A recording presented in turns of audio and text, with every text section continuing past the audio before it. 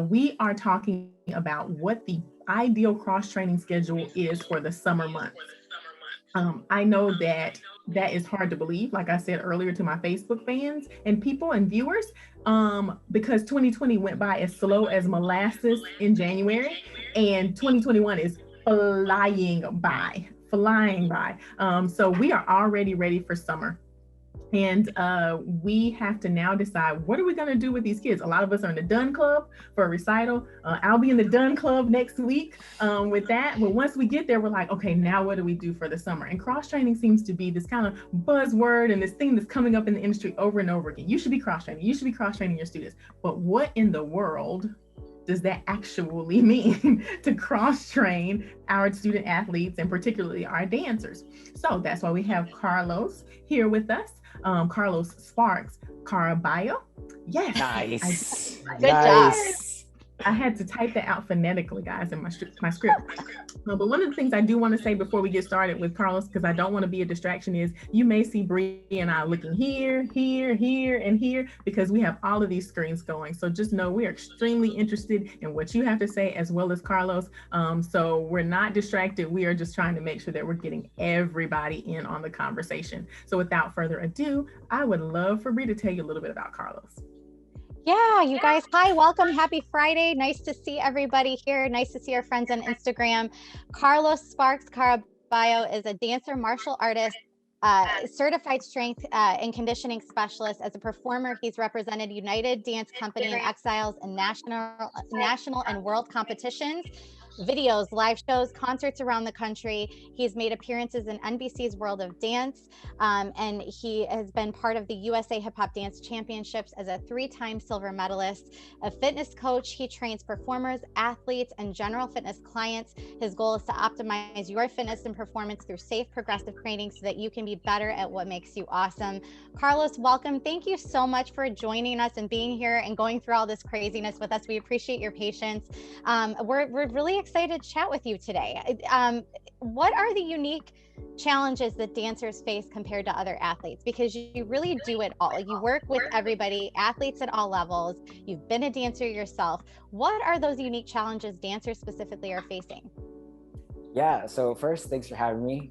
Thank you to all the different platforms. I too will be looking around. So if you're on a certain platform and you see me like looking around, I'm part of the team on the different platforms. So thank you. And by the way, Instagram, I promise my skin doesn't look like that. On Zoom, it looks a lot better. And on Facebook, probably, they're like, he's an alien.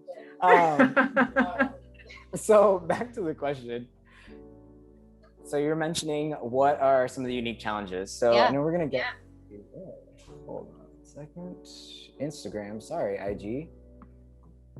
I'll be back with you guys in a second. So there's a couple of different ones. And the first one is, I know we're going to get to some of these. And if one of these sticks out or these get more engagement, like just let me know and I'll go dive deeper. But some of the biggest challenges are, one, there's no off season. Sports, most of the athletes that I train, even just the world kind of revolves around some sort of season. A lot of times it's around the school year or something like that. And let me get back in here. And dancers don't really have that. Sometimes it revolves around the school year, but a lot of the times once the school year ends, well, then that's the opportunity to go take more workshops and go take more classes. Or like me, so to give your listeners some context for my kind of schedule is, I come from the hip hop world, and we actually have a really big hip hop competition, like nationals and world competition for the US actually happens in August. So the school year is wrapping up, but that means that training for Hip Hop International begins. So the seasons and all that stuff is kind of confusing. So that provides some, I would just say logistical challenges, but also just like they've got to be able to budget their time, and it's really hard to find that balance. The other one that I find is, these are all kind of related, but one of the challenges is that they are really, really good at compensating for what they're not good at. Dancers Yeah. are incredible and they can do amazing things, but they can do their specific things really well. And since they're doing these things over and over and over and over and over and over and over again, that causes the body to do some funky things. And they're really good at hiding it during their pieces. But over time, there's like this tiny little layer of like compensation, It's so injury true. Like the risk. fake it till you make it kind of thought process, right? Absolutely. That's exactly what it is. So they have a lot of compensations. And then the last one, this one is more of a mental, unique challenge, but this is kind of common for people like dancers or even in like just the performance in general, is educating them on the need for something like this. There are a lot of negative stereotypes behind any sort of strength training or resistance training.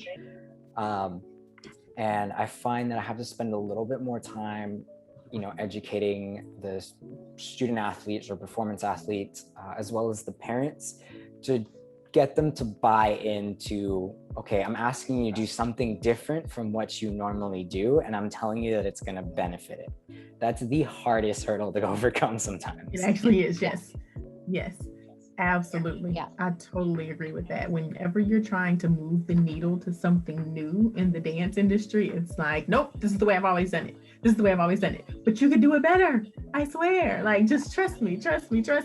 So when you're doing that, this leads right into my question. When you are trying to educate people about, try something different. This is what you should be trying. How do you explain cross training to them? Because it's a very broad term. You hear it in running, you hear it in all sports, you hear it in football, you hear it in everything. So it's a very broad term. So what exactly is cross training, and why is it so important for athletes and specifically important for dancers? Yeah, so that's a really good question, because the fitness industry in general, and I'm going to take one for the team on this, we have a way of just throwing out some buzzwords that sound pretty darn awesome. And they're really not that complicated, but it makes it sound really, really cool. So I'm going to take one for the team on that one. So cross training, I like to make things pretty simple. And if you wanted me to go deeper into certain things, just ask. But literally cross training can just be doing something else, like something that is not what you normally do. Okay. It doesn't have to be that crazy. And I'm a fitness coach, so we'll dive deeper into that. But just to make this like as accessible to people, especially when kids are younger, cross training, just like by signing up for basketball as well as dance, or a season of baseball, or where they're exposed to some other form of movement that is not as repetitive. It gives their normal like body structure, like demands a break, exposes them to something new, and also it just kind of helps prevent burnout. So that's like level one of cross training, is like do something else. I love it. Then kind of like where I kind of come in, and what's maybe like what's more traditionally known as cross training would be some sort of resistance training. So this could be anything from doing bodyweight exercises to something that's a little bit more regimented, like doing a specific sort of strength training program for dancers in particular, and to kind of hone in a little bit more on dancers and why I think it's super important for them. Is because if you don't have an off season, and as part of your culture, and what I mean by that is like, when you think of football, you automatically understand, and it makes sense that football players, also do strength training, or also do agility work, or do something else that's part of that athletic culture. In dance, there isn't that same sort of diversity of movement. Right. So as an athlete, or as a parent, you kind of have to create that. And that's where doing some other training becomes more important, basically. Got it. Absolutely. So just do something else, because when you hear the term, it's very overwhelming, and you're like, oh, should I be lifting weights? Should I be doing Pilates? Which one should I be doing? Which one shouldn't I be doing? So doing something else, breaking up the repetition. and training or working with your body to give it a break while not breaking. Kind of Yes. is the way I interpret what you said. Awesome. So are there specific to that point, are there specific break things that dancers should be doing to cross train that enhance or complement their training more than others? Yeah. So I guess there's different levels to it. At first, like if somebody's already comfortable with the idea of doing something else and they kind of have some buy-in, and they're like, okay, well, I kind of want to take this to the next level and do something that's a little bit more specific towards dance. A couple of things that I would recommend is focusing on the opposite of what you normally do. And that's like, it's kind of like the overarching term, and then I'll kind of break it down. So for example, I really like using leg flexibility, and leg lines is a great example.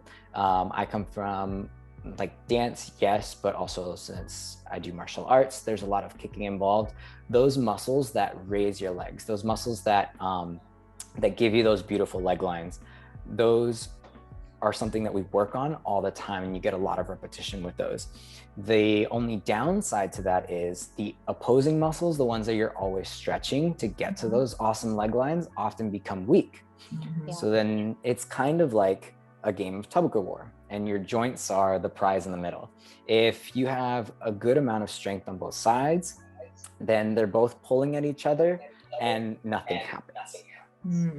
If one starts to pull more and one gets weaker, then your joints in the middle, then especially when you're landing or doing something, or when you're tired and your form starts to go a little bit, there's a lot greater risk for that to pull, and nothing ever good happens from that.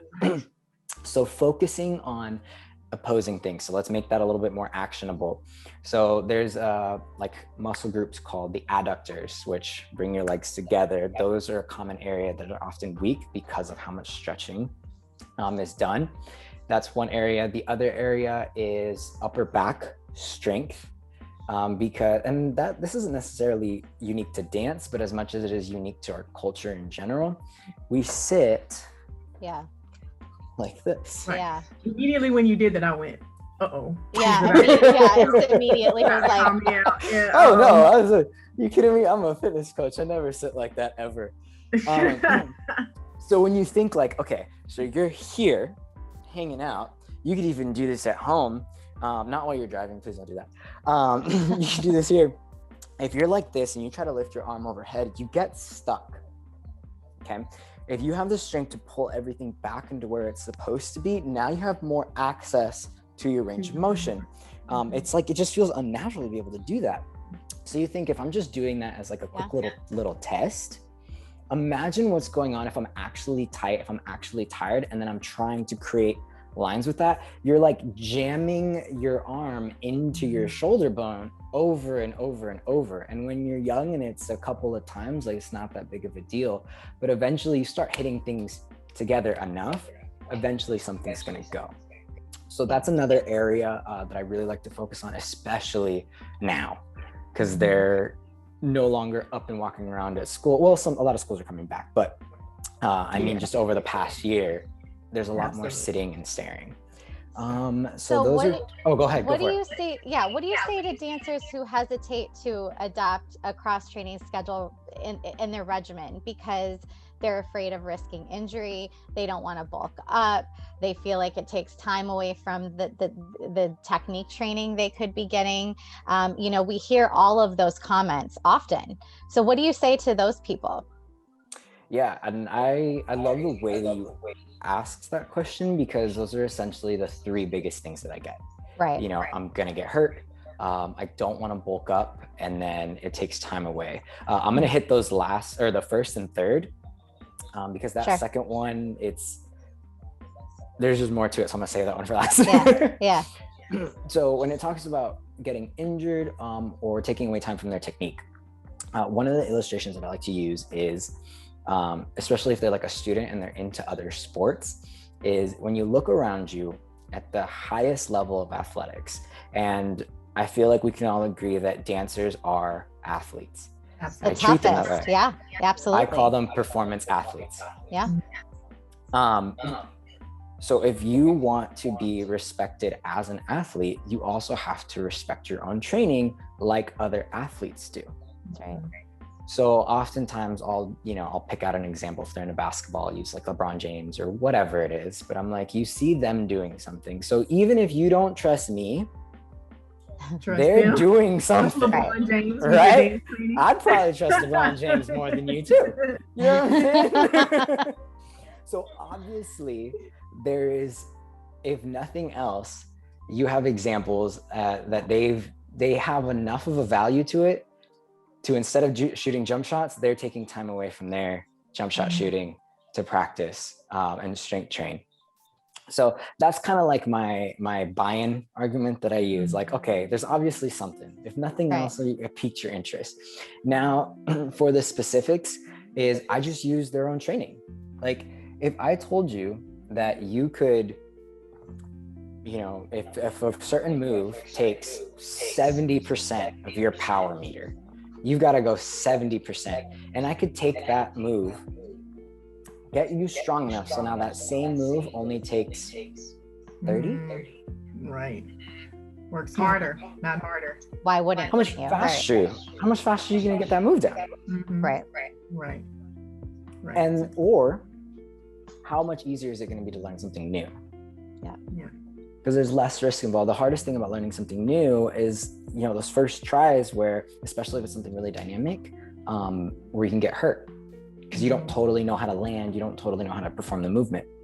Well, and go for it. We're talking too about injury, and the plain and simple truth is the research that we found with Apolla, dancers are injured twice as much as football players from the knee down, and 65% of those injuries are due to overuse, repetitive strain, inflammation.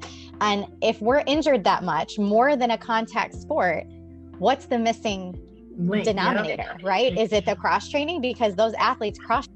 So if our injuries are so much higher as dancers, we need to look at why that is, And to even add to that point, there are athletes that get fined if they miss their cross training sessions. Right. So the team whose money, if those players aren't playing, they're not making money. That's at the bottom line. That's what they care about the most. So if they're willing to take those kind of measures to protect their team, that should tell you something.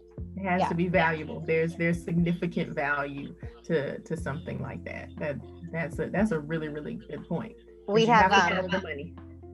We have Gina McFadden, our friends at Dancer 360. She's on here and she said, do something else. Love this. A lot of dancers cross train by doing something very similar to what they do as dancers, like Pilates and yoga. Carlos, what's your take on that? So, and I guess it depends. And I know I hate that answer too. Oh, that's the worst one. If they are doing nothing else, fine, go do that. I'm cool with it. But what kind of the intention of the question is trying to do something else that exposes you to a different stimulus. So although doing a different style of dance, a lot of times it's hey, taking some other classes or something, or doing something like yoga, Pilates, that's very similar. It's great and it's going to have its benefits and it's going to kind of move the needle. But doing something completely different is going to be able to expose even more, expose you to more movement and more stimulus, and your body's going to have to learn how to adapt to even more chaos, if you will. And if it's able to handle all of that, then when you come back to something that you're more used to, it'll be even stronger. I think I answered that. If I didn't, let me know. You did. And I know we have to keep moving. We have to go on to the next segment. But, for those of you joining on Facebook, Zoom, Instagram, I'm Bree with Apolla, chatting with my co-host today, Melissa McDaniel, and our special guest, Carlos Caraballo. We're talking about what is the ideal cross-training schedule for dancers during those summer months, because as we know, there is really no off-season in dance, but summer gets a little weird, right? We're doing a lot in short spurts of time, intensives, nationals, what have you. So there's just a lot going on. It is just a little bit different than the rest of our year. So summer, even though dancers have a lighter schedule, what I just said ramps up. What ramps up is the intensives, the workshops, again, those shorter spurts that they're doing a lot in a short span of time. And also this is often interspersed between vacations and technique classes that are mandatory at the home studio. How should they approach that type of a schedule so their bodies are prepared to handle those ups and downs and they're not in that consistent type of schedule? What should they be doing to prepare for that now? Yeah, so something that you can do is just, I guess, a way that you can kind of think of it is like there's respecting the demands that you're about to put on your body.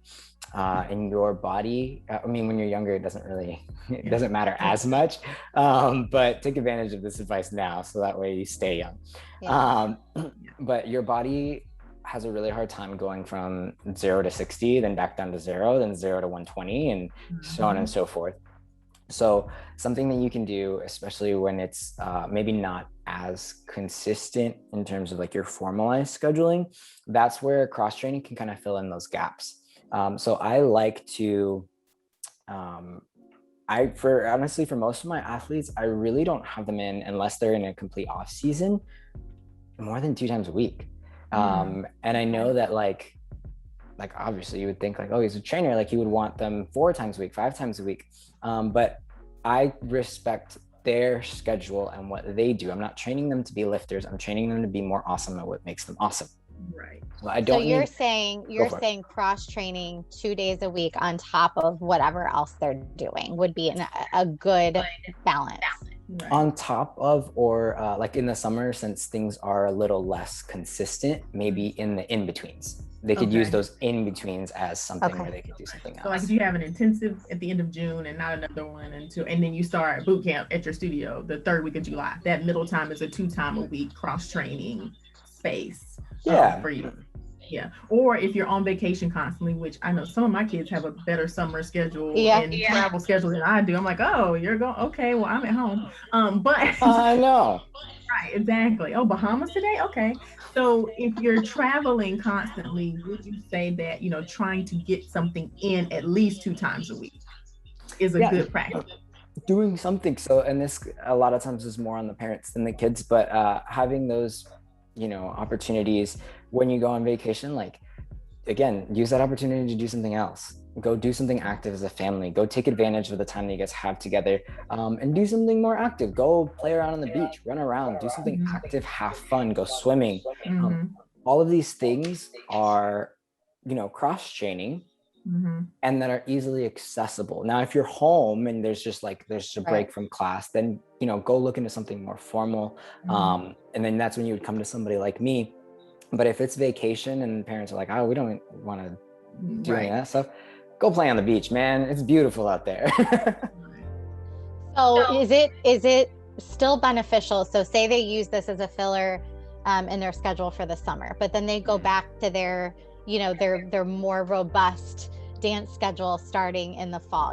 Some people go before Labor Day, some people go after, but generally the fall, we're all back at dance.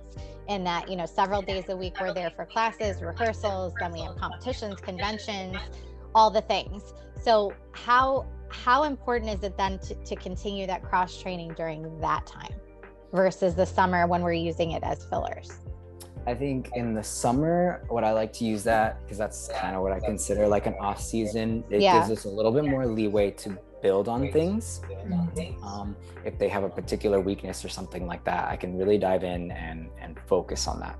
Now, during the season in quotes, what I kind of use that as is just maintenance. And this is where really doing your research or having a coach that will do that research for you and help you out comes in handy, because when you're in season and you're learning your routines, you are doing a lot of the same stuff. So one of the things that I do for myself and for the people that I work with is I actually take a look at what they're doing in their routine. Oh, your choreographer is right-handed. Crazy that you're going in that direction over and over and over again. So, okay, you're doing a lot of this. During the in season, I take that as my chance to like, okay, well, we need to make sure this is like caught up. It's not going to be 100% because I'm never going to be able to do as many reps if you do the other way, but I'm trying to hold. One of my, this is a dance example, but it's one of my track athletes, because track athletes have a interesting schedule as well, in the sense that they compete on the weekends, and they have meets on different days, and they're there for hours. And during the off season, we're working on getting him as strong as possible, as bulletproof as possible.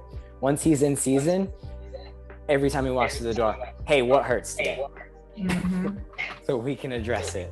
Hey, what have you been doing this week? Talk to me. So that way I can create something to address that and make you hold on so you can make it to the end of the season. Right. Exactly. So right.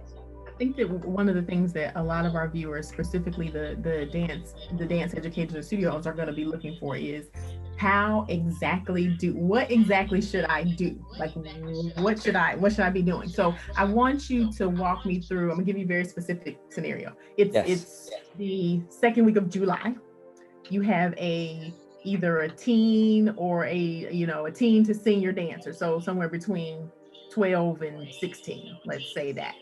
And they're getting ready to start boot camp in August. What does a week look like for that student? What would you suggest? And be specific as to, I suggest maybe running or lifting, or I suggest, maybe not yoga and Pilates, but I suggest, basketball or what. I want you to be specific about what a week of cross training would look like for that particular student. Yeah, so something that I would do, so for that particular student, what I would focus on is, one is resistance training, so strength training, lifting, stuff like that, just because you're going to get the most bang for your buck from that. Okay. I can be as targeted as possible. If you go out and do a class maybe, or like play basketball or whatever, that has its benefits because it's exposing you to different things, but I can't guarantee that you're going to address your deficiencies and weaknesses by doing something else. Right. With lifting, I can specifically give you an exercise and a variation and the weight to make sure that you get that. Yeah. So you go into more specific. I think especially with dancers and most athletes in general, I normally have them doing a full body workout. Just because it allows them to practice those same movements more times a week. And it's like anything else. You practice it, you get it better, your body adapts fast. And I want to highlight and go back, because to be clear, that time that they're spending cross training is going to help their technique, because it's not going to make it so hard for them to master those movements. It's going to make them feel stronger, put less energy into what they're doing, not in a bad way, but it's going to take less of their less output to get it right. And that is what you're saying is the benefit. So for all those people that are like, I don't have time, I need to take another ballet class and I can't even get 2 in, and I need 3 or 4. And you're saying this is going to reduce the output that you have to put forth to achieve that undesired result, and essentially be more efficient for you. I love that. Yeah, efficient would be a great word to use. Like the time, by spending a little bit of time over here, you're gonna make more out of the time you're currently using. Yeah. Okay. Right. Just wanted to clear that up, make sure we're all hearing it.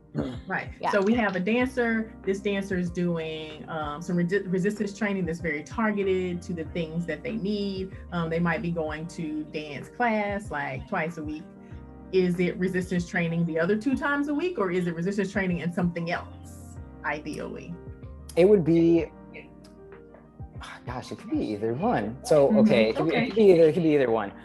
But let's just go with the example of resistance training twice. Because that gives me as a coach a little bit more time to play with your weaknesses. If you only touch that weakness once a week, it's going to take longer for you to address that compensation. If you're able to go more times a week, then I'm able to see it, you're able to practice it, you're able to address it more times. And what they're doing, so if somebody's like, okay, I'm down with it, can you at least give me like a starting point? Like, what is a workout? What is that going to look like? What is a full body workout mean? So I would say incorporate essentially like about five qualities. The first one is a pushing exercise. So you're sort of pushing exercise. Next, a pulling exercise. I don't care what athlete or human you are, you're going to need to be able to do those two to be able to function. The other one is a squat or a knee dominant exercise. The other one is a hip dominant exercise, or we call it a hinge. So an example of those, a squat, everybody kind of knows what a squat is. But something like a hinge would be like a kettlebell deadlift, or even, these aren't like completely hinges, but they're a great place to start, is like glute bridges. That's a great body weight exercise. And then in those categories of lower body, I really, please dancers, focus. I know this is the category that everybody loves to hate. Focus on single leg stuff. Single leg exercises for your lower body.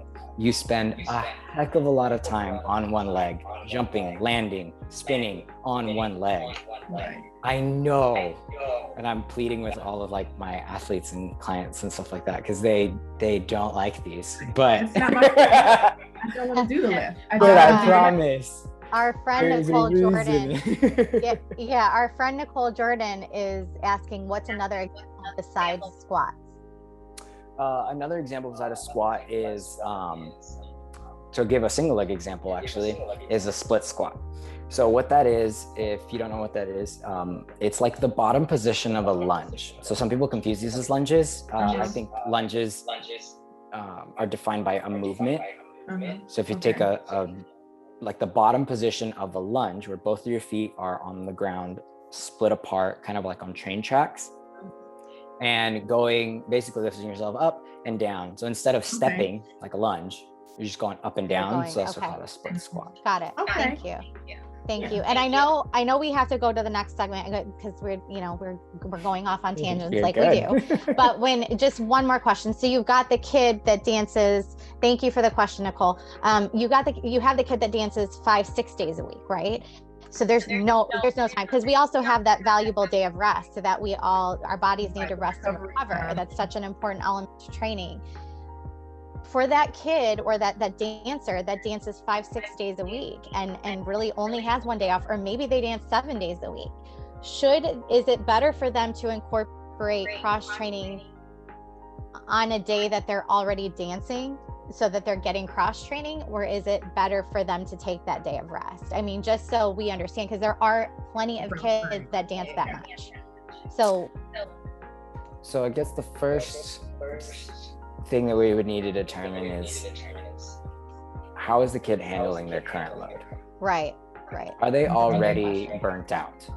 Right. Because then we have to talk about, okay, does the student need to be doing that much during the week just in general? Because you only have so much that you can do. Right. So, but to kind of address the question more specifically, if it were me, I would try to put it into a day where they're already doing dance. Just because it gives them a little bit more freedom to rest. And just logistically, like it takes a lot out of you mentally having to be somewhere every single day. Right. So like if they get 30 minutes in of cross training, is that enough? Is 15 minutes enough? Like, what's enough on a day that they're already working? They go from school to dance. What's a good amount of cross training to put in there? If you're a studio director or you're an educator, you're like, I'm going to throw some cross training in for my kids in between these technique classes. How much is enough to be effective? I would say you could get in a pretty good amount of work in 30 minutes. Okay. That's a pretty solid start. If you go longer than that, you obviously have more time to play with. But if kids are able to be focused and you have a couple of people around, this is a tangent, but if a studio owner is listening to this and they really want to bring this in, please either find somebody or get yourself educated. I like dancers are great at what they do, and a lot of sport coaches, and I consider dance like dance instructors as sport coaches, they try to implement these things on their own, and they may just not know what good form looks like. Like a great example is push-ups. Everybody uses them. A lot of times they're used as punishment. You know, go do however many push-ups, and they're doing push-ups. I'm gonna scroll this down. They're doing push-ups like this, with their elbows out. So remember that, like jamming your bone into a thing. So that's happening. And then I see their kids, for example, doing this. Yes. Like, you know what I mean? Not a push-up. It's like, hey, 50 push-ups for cross training. Right. I mean, yeah, you're doing something else. You're doing something else.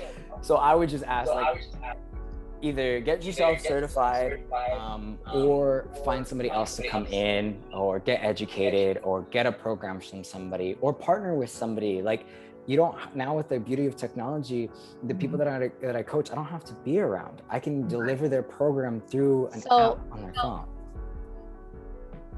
So to be clear, what are they looking for? Are they looking for a CSCS? Are they looking for, what credentials are they looking for when they're trying to bring somebody in to help craft that program? Great question. So one, I like to look for people that are certified. A certification does not tell the story of a coach at all, but it does tell you that this person was willing to take the time to actually invest in their own education. Okay. And I think there's merit to that, whether they, whatever certification that they have. A couple of the ones that I prefer are things from the National Strength and Conditioning Association. So that one, there's a couple of different certifications. That's where my like strength and conditioning specialist certification comes from. That one's a long old test. It requires years of study and different things like that. So that's one of them that you can, if you're looking for somebody that's considering themselves a strength coach, that's what you're looking for, is the NSCA. You can look that up and look it through some of the other things. There's also a really good resource for them. There's some other ones, and if you want more of them, just let me know or send to me in comments. I've got some other organizations, but I want to highlight this one because the NSCA actually has a special interest group, like a little subset of, it's more than little, but a subset of coaches that are actually like coaches centered around performing arts. Okay. And there's a community there. So it's called the Special Interest Group, and I believe it's under performing arts. Like I think that's the header over it. They just started a couple of years ago. So finding a coach that participates in that or is involved in that is a good way to start. The other one is also just having a conversation with a coach. Please do not bring anybody in without having a conversation with them, without go in with an open mind, but have a conversation with them. Give them examples like you guys are giving me now, like, hey, these are our schedules, like, what do you think? And you can kind of get a feel for somebody just by doing that. Right. I'm saying in Jordan, yes, on Instagram said maybe we as teachers need to reevaluate our programs if possible, and that's something that I wanted to call out. This is a mindset change. A lot of times when we do this show, we're always talking about this is a mindset shift, this is a culture shift, this is about changing the we need to do this dance, we have 5 more minutes, or we have 30 extra minutes, we need to do the dance 25 more times, to we have 30 extra minutes, we need to cross train. Like it is a huge culture shift and mindset shift for us, because the thing is, do the dance over and over again. And the mindset shift is, this is something different, but this is something that will benefit in the long run. This will benefit this dance. It's like everything we talk about, it's going to take a deviation from the standard, from the norm, from the getting off the hamster wheel that we're all on autopilot, and reinventing some of our systems, reinventing our studio culture, our expectations of our teachers, all of the things, getting our parents on board. It's going to take time and energy and effort to do that, but it's worth it in the end. Right. Carlos, is there an age that we should start cross training, or an age that's too young to start cross training with students? Good question. And then one thing that I was going to say, I could leave this is your guys' show, so you guys can let me know. One thing that we touched on, but I kind of wanted to go in a little bit more detail, is the bulking up opposition. Yeah, that's right. Towards it. Only because I see that so often, and it's such a mindset shift, and I'm like advocating to correct that. But back to your question about how old. So when it comes to cross training, just the general concept of cross training, if they're old enough to dance and pay attention long in a dance class, they're old enough to cross train because they're old enough to do something, so they're old enough to do something else. Now, as far as like formally, like something like what I would do and I would coach them in, I go based more on maturity. So one of the things it's just the way that it is resistance training isn't always as mentally stimulating as a dance class. So if I only have 30 minutes with them, I would want them to be of a maturity level where they can stay engaged for that period of time. I generally see that that's around junior high. They can kind of start to really understand it and paying attention long enough. But there's some really mature, like younger kids that are able to stay engaged. But if it's like I would say if you're looking for more of like a focused approach and more like a one-on-one or small group, I would say the older is a little bit better. But if they're younger, more of the class atmosphere is a little bit more beneficial from them because they can see everybody else. Oh, they're all paying attention and doing this. So then I can't be the one messing around. Does that answer the question? Exactly. I'd love to give a specific age, but I have like. No, it makes sense to say it's about the kid. That makes sense. And what they can handle. I mean, every kid is different. So that makes sense. So what about bulking up real quick? Yes. Okay. What is your answer to that? So what is your, because that's one that we're going to get. Hey, I want to start a cross training schedule. I don't want my kid to bulk up. What do you say? What is your like the quick and dirty answer is that's kind of like if you're saying like I don't want to resistance train because I'm going to bulk up, and when they mean bulk up, they mean like look like a bodybuilder. That's like saying I really want to do ballet in the beginner's class, but I'm too afraid they're going to put me in point next week. And it's like, honey. Great. Honey. Bodybuilding to get that look, that's a sport. Yeah, that takes a commitment in and of itself, right? You don't even have the time or quite frankly the hormones or the desire and honey, or the money or the money or like and sweetheart, if you're a woman, like just biologically you have more things working against you to hit that look. And one like a semi more serious note that's really, really quick is I know that women, like our society places these insane bodily expectations and everybody wants to be fit and toned but not bulky. And one of the areas that I really want to re-educate people is that look that you're aspiring to have, like that athletic, fit and toned look, is actually created by adding some muscle. And it's okay. Like skin and bones doesn't have that shape. Yeah. So it has to be something else, and that something else is adding on some muscle. I'm not saying you're gonna train like a bodybuilder, we address that. But I'm saying like having muscle is okay, and quite frankly, it's beautiful. Right. Yeah. Absolutely. Yeah. Thank you. We love to give homework. Give here. It's homework time, y'all. Get your pencils and paper out. Nobody uses pencil and paper. Get your phone out and open the notes section. What is it? One action, because we like action. Take steps. Yeah. What is one action that you want our listeners to take between now and next week to make progress in this area?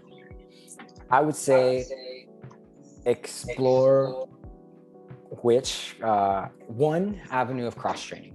One, okay. If you're at a level where you're like, you're still not into the resistance training, find something else. If you're a little bit more bought in, then use resistance training. I would say that would be the one actionable item is find something and start looking into it and try it. Right. Yes. That's the hard part. Try it. Just give it a try. You had to try dance. Yeah. Exactly. You had to try dance. You had to try a new genre. I tell people all the time when I was dancing back in the olden days, horse and buggy days, that, hip hop wasn't a thing in our dance studios. Somebody had to try to put a hip hop class into a dance studio. So somebody has Yep. to try to institute cross training in their studio. They have to try. So try it, give it a try, find something and give it a try. Carlos, how can people find you and work with you? Yeah. So right now, the best place to find me is on Instagram. If you're on IG Live, you already know. But my Instagram handle is Carlos Sparks, spelled SPARXZ, because I'm in hip hop and we like spelling things wrong. So Carlos Sparks on Instagram. That's where you can find a lot of my stuff. You can feel free to ask me a question. I love interacting with people mostly on there. If you want to work with me and you're in Arizona, I work at Every Bit Fit Fitness Studio, so you can check me out there. That's where I work in person. And then if you want to work with me remotely, I just spent this probably like a year in the process of building this whole thing to where I can deliver my programs anywhere. Nice. And I'm only taking a couple of people, so it's still kind of on the down low. Message me on Instagram if that's something that you are interested, and I'll give you more of the details. Wonderful. Thank you so much, Carlos. That is awesome. I'm sure people will be reaching out to you because you've just enlightened us today about a number of things that we've been wondering about. We have some homework too. Take the Steps initiative. This whole Beyond the Steps movement here that we have, let's call it a movement, what came from this Steps initiative. It is at Apolla Performance. It is a full complement of training on a number of things: health, nutrition, equity and anti-racism, integrative dance, just a number of different things that everybody in this industry is struggling with. So Bree, pop that into the chat there in Facebook. Yep. And so click it there. It's totally free. Click there and take advantage of that. Our friends over at YPAD have, amazing certifications. So make sure that you check them out. We put in the chat and Facebook as well a discount link. Everybody loves a discount. 25% off using the discount code Apollo25. So check out those courses and use that code there. And we are just, Carlos gave us some great resources earlier of who we want to look at and what type of people we want to look at, what type of certifications they might have if we're bringing them into our studio to do this work. So thank you so much. Use those. That's what this show is about: resources and learning. So hopefully you can find all of that. Yeah, and we've had awesome engagement on Instagram for our first time live. Thank you guys so much for bearing with us as we kind of get used to this, adding this new platform in. But Casey Cope Jones said, one more time, tell the teachers once more time does not equal improvement. She loved that comment. And we love that comment too. Such great information. And again, Nicole Jordan, we are the only athletes that train our technique by doing our technique. This needs to shift. Absolutely. That is absolutely why we do this show every single Friday, to make positive changes, step forward so that we can have happier, healthier dance spaces for all and leave this industry better than we found it. So thank you all so much for joining us today on Zoom, on Facebook, and on Instagram. Bottom line, as we head into summer, less focus on technique and more emphasis on cross training, and carry that through with you as your 21-22 season starts. You will notice a difference. It will be more efficient for you. It will make your life easier overall. And again, encouraging you, if you have questions on cross training and what that means for your studio environment and your dancers, please contact Carlos directly via Instagram at Carlos Sparks. And I pinned that here in the comments on Instagram. You can find the YPAD discount and the steps course and the link in our bio on Instagram at Apolla Performance. The recording of this full episode and all of our episodes will be available on Facebook at Apolla Performance. We're going to save it to Apolla's IGTV, as well as Turning Point Dance Creations _PPDC _on_IG_. And if you register to join us on Zoom, you're going to get a recording of each and every week's episode. We ask you to please share so we can can get the word out and affect real change. Thank you once again to Carlos Caraballo for joining us today and for your knowledge and insight. It's been such a great conversation. Again, so much awesome engagement. I think we all learned something new today. And if you do take the path this summer and incorporate some of these things, we want to hear from you. How did it work out? How do you feel after the summer? Reach back out and let us know. We'd love to hear from you. If you're feeling a difference, as always, thank you to my friend, Melissa McDaniel, for being on this journey with me. And join us back here next week, Friday, June 11th, as we chat with Dr. Robin Miles and explore how can we better serve students who come from non-traditional family structures. Again, really important that we're making every child that walks through our door feel seen and heard so they can walk into their life with confidence. Until then, we hope you all continue your journey beyond the steps, and everybody have a great weekend. Thank you so much. Carlos, thank you so much. Thank you guys so much. We did it. Oh, okay. I'm going to end. We did it. Yay. All right. Have a good weekend, everybody. Happy Friday. Bye-bye.